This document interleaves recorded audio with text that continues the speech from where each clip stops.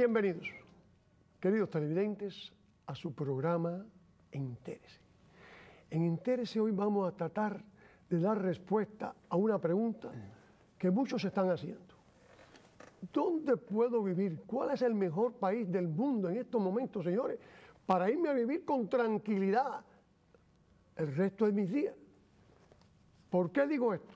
Porque si nos ponemos a pensar en el país que hoy vivimos, miramos la prensa y es increíble desde el punto de vista atmosférico. Tenemos este problema ahora de los corredores de los tornados, que siempre han existido, pero están peor que nunca. Hemos visto el caso reciente. Tenemos el fenómeno del Pacífico con el problema de los terremotos. Y tenemos el problema del este, especialmente en el sur, aquí en la Florida, con el problema de los ciclones. Eso es desde el punto de vista atmosférico. Desde el punto de vista del terrorismo, ¿qué seguridad nos ofrece cuando sabemos que estamos infiltrados por un tipo de guerra asimétrica, en la cual no sabemos en qué momento, en qué lugar vamos a estar, que se vaya a producir un fenómeno? ¿Cómo vamos a resolver el problema que en estos momentos tenemos del dichoso tráfico, que cada día se nos hace más difícil en cualquier ciudad grande americana el poder salir a la calle? Las posibilidades de accidente son enormes.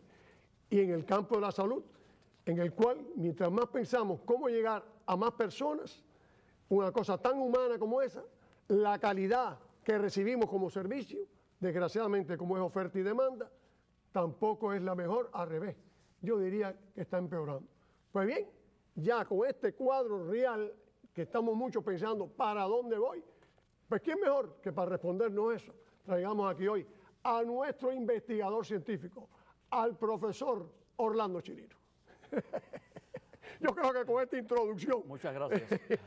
¿Tiene algo que agregarle a la introducción esta? Bueno, en realidad un país donde hay tantos problemas como los que usted ha mencionado no puede ser el mejor país del mundo, porque muchas veces nosotros oímos que la gente habla de que este es el mejor país del mundo y se repite, y muchas personas a veces como loros lo siguen repitiendo porque lo que hay es mucha desinformación.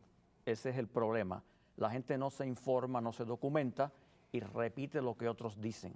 Pero en realidad este no es un mal país cuando se compara con otros países del mundo, pero tampoco es el mejor país del mundo, y lo que usted ha dicho es completamente correcto. Muchas veces también la gente en emisoras de radio, cuando dan opiniones, pues la gente dice, de aquí no hay ningún otro lugar para dónde ir. De este país es lo último, ya no hay más ningún lugar para dónde ir. Sí hay otros lugares para dónde ir. Entonces la gente también dice disparates como Europa está en crisis. No, Europa no está en crisis.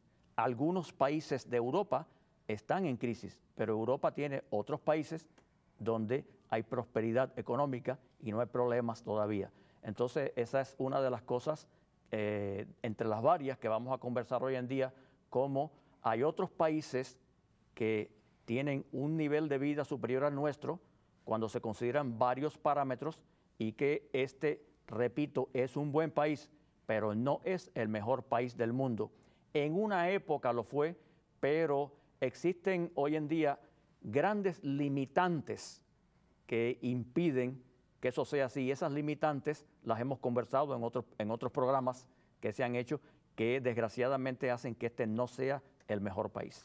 En defensa de los que salen en esos programas de opinión pública, le diré que casi todos, profesor, son de mi edad. Somos de la tercera, casi llegando a la cuarta edad. ¿Dónde vamos a encontrar a estas alturas un lugar que nos acepte, que podamos vivir y que creamos, que vivimos, especialmente el cubano, en esa Cuba artificial, esa Cuba de utopía que hemos creado aquí en Miami? Por lo tanto, para nosotros ese mensaje del profesor no es el mejor, pero para ustedes, los jóvenes, los que tienen futuro, yo estoy seguro que hay mucho que va a decir hoy él aquí, que sí tiene de mucha importancia el aprenderlo y quizás el seguirlo. ¿Cuáles son los factores que usted tiene en cuenta para decir eso? Antes de decir los factores, es importante aclarar que no todo el mundo piensa igual. Hay personas de la tercera edad que no tienen esa capacidad de adaptación. Entonces, bueno, pues ellos tendrán que conformarse con quedarse aquí, incluso con quedarse en la Florida, en Miami, incluso con quedarse en el sur de la Florida, porque para ellos no existe más allá nada más allá de Walt Disney World. Entonces, pero otras personas sí tienen la capacidad de adaptación y pueden irse a otros lugares. Hay muchos norteamericanos retirados en otros países del mundo donde viven allí una vida placentera, agradable, y el dinero de su retiro se manda directamente a los bancos de esos países. Así que no podemos decir que todo el mundo es igual. Ahora, contestando a la pregunta, se ha hecho una lista de 80 países. Hay muchas listas que se han hecho, que aparecen en diferentes informaciones, incluso a veces las Naciones Unidas presentan listas. Pero yo voy a hablar de una lista de 80 países que se ha hecho, que es una lista muy interesante, que toma en cuenta unos cuantos factores, que son los factores más importantes cuando uno hace una clasificación de estos mejores países. En primer lugar, la lista toma en cuenta el Producto Nacional Bruto. La lista también toma en cuenta la seguridad laboral, la seguridad en cuestiones de salud, o sea, el alcance que la población tiene a la medicina gratuita. Eso es una cosa muy importante, medicina socializada y la calidad de esa medicina. La lista también considera factores climatológicos. La lista también considera la expectativa de vida de la persona y la lista también considera cuál es el futuro que esos países tendrán en los próximos 10 a 20 años. Teniendo todo eso en cuenta, vamos a empezar con el Producto Nacional Bruto, Exacto. que es el que yo creo que ya sitúa más o menos al país, ¿no? El Producto Nacional Bruto, que en inglés se usan las letras GDP, o sea, GDP, que es en español Producto Nacional Bruto, es simplemente la producción de una nación en lo que corresponde a bienes y servicios. ¿Qué cantidad de bienes y servicios ese país, esa nación le da a su población? Eso es muy importante. Y estos cálculos son cálculos económicos y tienen una serie de factores, pero es fundamentalmente los servicios, los bienes, el gasto que la población hace en esos bienes y servicios de acuerdo con el poder adquisitivo de la población. En general es la producción nacional del país y esto a veces se calcula en base a un año, a veces se calcula en base a 6 meses o a un cuarto de año. Por eso a veces cuando uno ve las noticias y se habla del Producto Nacional Bruto, se compara y se dice, bueno, en este cuarto el Producto Nacional Bruto es, y se asigna un número que es un número que va en dependencia de todos los factores que ya yo dije anteriormente. Ese televidente, al igual que yo, que escuchamos esa palabrita suya, Producto Nacional Bruto, ¿a qué entendemos por Producto Nacional Bruto? Industrialmente lo que el país produce y vende al exterior y exporta y producto de eso recibe beneficios que benefician al ciudadano de este país. ¿Dónde? ¿Qué cosa es los bienes eso del Producto Nacional Bruto? El Producto Nacional Bruto es la producción total de una nación y el número se usa no solamente en la cuestión internacional, estamos hablando de la cuestión interna también, o sea, cuánto de lo que ese país produce en bienes y servicios se usa también a nivel nacional. Bienes y servicios es todo lo que tiene que ver con la alimentación, es todo lo que tiene que ver con la ropa, es todo lo que tiene que ver con, por ejemplo, en este país, la producción de automóviles, y es todo lo que tiene que ver con los servicios a la población. Y en esto estamos hablando de servicios de carreteras y servicios médicos, muy importante. ¿Cuál es el servicio médico que se le da a la población y cuánto la población tiene que gastar o no tiene que gastar en esto? O sea, no es un cálculo fácil porque hay que tener en cuenta varios factores, pero se basa en eso que yo he dicho generalmente, en la producción nacional de la nación, lo que la población gasta en lo que se consume en la nación y, como dije anteriormente, todos los bienes y servicios que se producen. Cuando eso se produce, ¿cómo se sabe que esa es la perfección? ¿Por el balance? Hay un balance donde bienes y servicios van parejos y la población recibe el beneficio de esa producción de bienes. Los economistas asignan a esto números, porque son varios cálculos y a veces son difíciles. Entonces se asigna un número específicamente y de acuerdo al número que se asigne, si el número es más alto, es que todos los demás factores también han subido en comparación con el cuarto de año anterior o con el año anterior. Y eso es un número que es decisivo en cuanto a esto, y como veremos de aquí a un rato, pues hay países que en esto están bien por encima de los Estados Unidos. Otra cosa que la gente mira mucho es la edad, la esperanza de vida. Esa esperanza de vida, ¿cómo usted la mide? ¿Y qué importancia tiene como un factor aquí en los Estados Unidos la esperanza de vida? No, la esperanza de vida es algo estadístico y se mide con facilidad, o sea, se mide cuánto tiempo vive la persona, y estamos hablando, en este caso, pues también algunos economistas toman en cuenta la calidad de vida, pero en general es la longevidad de la persona. Y se hace un cálculo a nivel nacional y se hacen las estadísticas. Hay países que desgraciadamente tienen un nivel de vida, mejor dicho, una expectativa de vida de 50 años o de 40 años, o sea, y los hay, y algunos de esos países no están muy lejos de este país. Pero hay países que tienen una expectativa de vida de 80, 85 años. Y hay países que tienen una expectativa de vida que es la expectativa de vida mayor que hay en el mundo, hasta de 88 años. Claro, en esos países es el promedio de 88 años, pero hay personas que son longevas, que alcanzan una vida de hasta 100 y hasta 110 años. De hecho, hace 2 o 3 años, una señora en Francia murió de 122 años, pero ya esa es la excepción y no es la regla. En este país, por ejemplo, hay una cantidad de personas que son longevos, que han pasado de los 100 años, y hay países, por ejemplo, como Japón, donde la longevidad es mucho mayor y estadísticamente es uno de los países donde más longevidad existe. Pero en general, la expectativa de vida es un promedio que no toma en cuenta la excepción, sino la regla general. En estos factores estuvimos hablando nosotros de la libertad política y la seguridad social. ¿Cómo juega eso también aquí con Estados Unidos y otros países? Bueno, en Estados Unidos hay libertad relativa, como hemos dicho en otras ocasiones, pero también tenemos que tener en cuenta que la pérdida de la privacidad existe porque es un país asediado. Entonces el país tiene que ser cuidado. Pero la libertad política no es solamente los Estados Unidos. Cualquier persona que esté un poco documentada, esté un poco informada, sabe que la libertad política existe en muchos países del mundo. Hay libertad política. Muchos países del mundo garantizan la libertad de prensa, la libertad de palabra, la libertad de asociación, la libertad de religión. O sea, este no es el único país que ha logrado eso. Sería infantil pensar en eso. Hay muchos países que tienen libertades políticas también, y hay muchos países donde hay seguridad social, que es el otro punto que usted menciona, donde la población es segura, y en eso este país no está a la cabecera. Lo único que hay que hacer es mirar las noticias para uno darse cuenta de que la seguridad ciudadana no existe en este país como a nosotros nos gustaría, pero sí hay países del mundo, varios países del mundo que son mucho más seguros que este, y varios países del mundo donde el nivel de criminalidad es extremadamente bajo también. O sea, en esos aspectos también este no es el primer país. Profesor, ¿y la seguridad laboral como factor? Eso es una pregunta muy importante porque hay países que están extremadamente avanzados en la seguridad laboral, o sea, la seguridad en cuanto al trabajo, el derecho al trabajo y qué un trabajador puede o no puede disfrutar.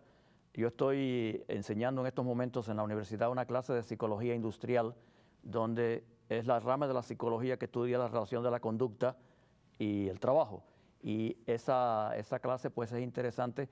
Hay una serie de estadísticas que yo las conocí anteriormente y las repaso ahora, y es el hecho de que hay países que tienen una tremenda seguridad en cuanto al trabajo, el derecho al trabajo, el derecho del trabajador a no perder el trabajo, incluso el derecho a las vacaciones, el derecho a las vacaciones por maternidad, que aquí es tan corto. Hay países del mundo donde las vacaciones por maternidad son de 1 a 2 años para la madre y hasta de 1 año para el padre, con el 100% de salario. Nosotros aquí en este país no podemos aspirar a una cosa así porque simplemente la estructura del país no lo permite, pero hay países del mundo donde existen esas cosas. Así que eso es un factor muy importante, donde también hay varios países que están por encima de los Estados Unidos. Usted va a ampliar eso más adelante, porque ese televidente está loco por saber dónde es ese país. Y más aquí una juventud tan grande donde hay tantos muchachos nuevos, matrimonios nuevos, que quisieran saber cómo pueden tener esa estabilidad y esa tranquilidad. ¿Lo va a nombrar ahora o lo va a nombrar más adelante? Bueno, cuando yo mencione más adelante la lista de países, Ajá. cuáles son los primeros 8 países del mundo, de una lista de 80, pues ahí están incluidos todos estos factores que estamos hablando en este momento. Fenómeno. Y en la igualdad de género. Eso es una cosa también extremadamente importante. Hay varios países del mundo donde protegen la igualdad de género. Es algo protegido, es un tipo de clase protegida, que es como se llama, y es el hecho de recibir la misma remuneración económica, el mismo salario para un hombre y para una mujer, que desafortunadamente eso tampoco se ve aquí en muchos casos. Pero hay varios países del mundo donde la igualdad de género está protegida. Y no solamente, van mucho más allá. Y es que en esos países no hay discriminación de género, ni tampoco discriminación de orientación sexual, que eso es algo muy importante también, que está protegido en varios países del mundo. Que la persona por su orientación sexual, o sea, si la persona es homosexual o es transgénero, está también protegida bajo las leyes de ese país, e incluso en varios países del mundo, que ya existe en 11 estados de los Estados Unidos, existe también la legalidad del matrimonio homosexual. Pero todas estas cosas son muy importantes porque protegen en cuanto a los derechos que las personas tienen en esos países. Bueno, vamos a entrar más en materia. ¿Y cuáles son esos países que superan en estos factores a los Estados Unidos? Hay una cosa que quisiera yo también mencionar que es muy importante, que es el acceso al cuidado médico, que es un gran problema en este país, donde los precios son exorbitantes y muchas veces, desgraciadamente, uno pierde la confianza en los médicos, porque uno se da cuenta cuando busca una segunda o una tercera opinión que lo que el primer médico quería era, como se dice vulgarmente, tumbarle el dinero al seguro. Entonces eso es un gran problema que hay en este país también, el problema en la cuestión médica. Hay varios países del mundo donde la medicina es socializada, o sea, donde la persona, el ciudadano de ese país, muy importante, ciudadano de esa nación tiene acceso al cuidado médico sin pagar. También a veces le dicen a uno, sí, pero en esos países los impuestos que se pagan son altos. No en todos los países, porque yo tuve la oportunidad de vivir en un país europeo, en Hungría, que no está ni siquiera entre los 10 primeros del mundo. Sin embargo, el servicio médico allí es excelente y es socializado. Y usted paga en sus impuestos relativo a las ganancias, no pasa de un 10 a un 15%. Así que no es como otros países donde los impuestos son mayores. Y aquí en una época los médicos, con tal de ir en contra del plan de Obamacare, no estoy diciendo que el plan es bueno o es malo, sino estoy diciendo que algunos médicos, para proteger sus intereses y ir en contra de ese plan, empezaron a usar mentiras y falacias, como decir que el cuidado médico en esos países pues no es de calidad. Sí es de calidad, señor. Que para ver a un especialista en esos países uno se demora 3 meses. No. En Hungría usted ve al especialista en 3 días. Aquí es donde a veces se demora 2 o 3 meses para ver a un especialista. Y empezaron a hablar también de los servicios hospitalarios. No, esos países tienen buenos servicios hospitalarios y hay muchos países europeos, por ejemplo, donde tienen esos servicios, donde precisamente se inventaron muchas de las cosas que se usan en Estados Unidos. Así que es bueno aclarar que el servicio médico es bueno y es socializado, la medicina es gratis. Y para eso no hay que ir muy lejos, solamente hay que cruzar la frontera hacia el norte y ya tenemos ahí el primer país, que es Canadá. Sin embargo, profesor, aquí han venido personas, médicos que yo he traído de Canadá, entonces citan los defectos que ellos encuentran en Canadá, ¿no? Todo el mundo tiene derecho a expresarse.